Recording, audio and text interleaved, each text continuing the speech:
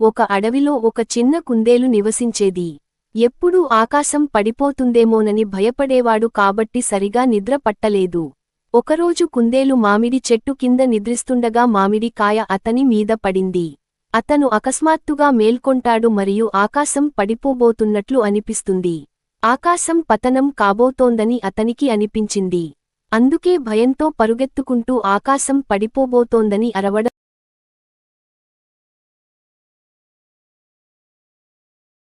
ఒకప్పుడు ఒక అడవిలో ఒక చిన్న కుందేలు నివసించేది. ఎప్పుడూ ఆకాశం పడిపోతుందేమోనని భయపడేవాడు కాబట్టి సరిగా నిద్ర పట్టలేదు. ఒకరోజు కుందేలు మామిడి చెట్టు కింద నిద్రిస్తుండగా మామిడి కాయ అతని మీద పడింది. అతను అకస్మాత్తుగా మేల్కొంటాడు మరియు ఆకాశం పడిపోబోతున్నట్లు అనిపిస్తుంది. ఆకాశం పతనం కాబోతోందని అతనికి అనిపించింది. అందుకే భయంతో పరుగెత్తుకుంటూ ఆకాశం పడిపోబోతోందని అరవడం మొదలుపెట్టాడు. దారిలో ఒక జింకను కలుస్తుంది. జింక అతనిని అడుగుతుంది, హే బ్రదర్ కుందేలు, నువ్వు ఎక్కడికి వేగంగా నడుస్తున్నావు? కుందేలు, ఏయ్ జింక, ఆకాశం పడిపోతుందో నీకు తెలియదు. నేను నా ప్రాణాన్ని కాపాడుకోవడానికి పరిగెడుతున్నాను. నువ్వు కూడా నీ ప్రాణాన్ని కాపాడుకోవాలనుకుంటే నాతో పాటు పరుగు అంటుంది. భయంతో జింక కూడా కుందేలుతో పారిపోవటం ప్రారంభిస్తుంది. పారిపోతున్నప్పుడు వారు ఒక నక్కను కలుస్తారు. నక్క, ఏయ్ కుందేలు మరియు జింక, మీరిద్దరూ ఇంత వేగంగా ఎక్కడికి నడుస్తున్నారు? ఆకాశం పడిపోతుందని నీకు తెలియదు.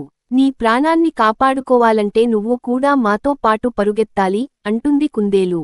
అప్పుడు నక్క కూడా భయంతో ఇద్దరితో పాటు పారిపోవటం ప్రారంభిస్తుంది. ముగ్గురూ పరిగెత్తుకుంటూ పెద్దగా అరుస్తున్నారు. వారి అరుపులు విని గాడిదలు, గుర్రాలు, ఎలుగుబంట్లు మొదలైన అడవిలోని ఇతర జంతువులు కూడా భయంతో పారిపోవడం ప్రారంభిస్తాయి. జంతువులన్నీ పరుగెత్తుతుండగా సింహం గుహ ముందు నుండి వెళతాయి. సింహం తన గుహలో విశ్రాంతి తీసుకుంటోంది. వారి గొంతు విని సింహం మేల్కొంటుంది. అతను కోపంగా జంతువులన్నింటినీ పిలిచి, ఇదంతా ఏమి జరుగుతోంది? జంతువులు ఇలా అంటాయి, మీ మహిమాన్విత, ఆకాశం పడిపోతుంది కాబట్టి మేమంతా మా ప్రాణాలను రక్షించుకోవడానికి నడుస్తున్నాము. ఆ జంతువుల మాటలు విని సింహం బిగ్గరగా నవ్వడం ప్రారంభిస్తుంది. ఆకాశం పడిపోవడం నువ్వు చూశావా అని సింహం నక్కను అడుగుతుంది. నక్క, లేదు మహారాజ్, నేను చూడలేదు, జింక నాకు చెప్పింది. అప్పుడు సింహం జింకను, ఆకాశం పడిపోవడం చూశావా? జింక చెప్పింది, మీ మహిమాన్విత, కుందేలు నాకు చెప్పింది. అప్పుడు సింహం కుందేలును అడుగుతుంది, హే కుందేలు, ఆకాశం పడిపోవడం మీరు చూశారా? మీకు ఉంటే నన్ను ఆ ప్రదేశానికి తీసుకెళ్ళండి మరియు ఇతర జంతువులు కూడా ఉండాలి. నాతో రా. అక్కడికి చేరుకున్న తర్వాత అక్కడ ఒక మామిడి పండు పడిపోయినట్లు గుర్తించారు. సింహం కుందేలును అడుగుతుంది, ఇది మీరు పడిపోతున్నట్లు మాట్లాడుతున్న ఆకాశం?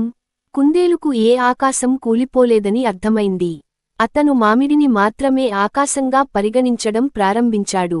తన మూర్ఖత్వంతో తనను తాను ఇబ్బంది పెట్టడమే కాకుండా అడవిలోని జంతువులన్నింటినీ ఇబ్బంది పెట్టాడు.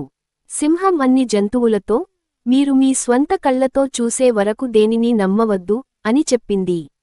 ఇది విని కుందేలు మాత్రమే కాకుండా ఇతర జంతువులు కూడా ఇబ్బంది పడ్డాయి. మనం వినేవాటిని గుడ్డిగా విశ్వసించకూడదు. దాని గురించి మనమే తెలుసు.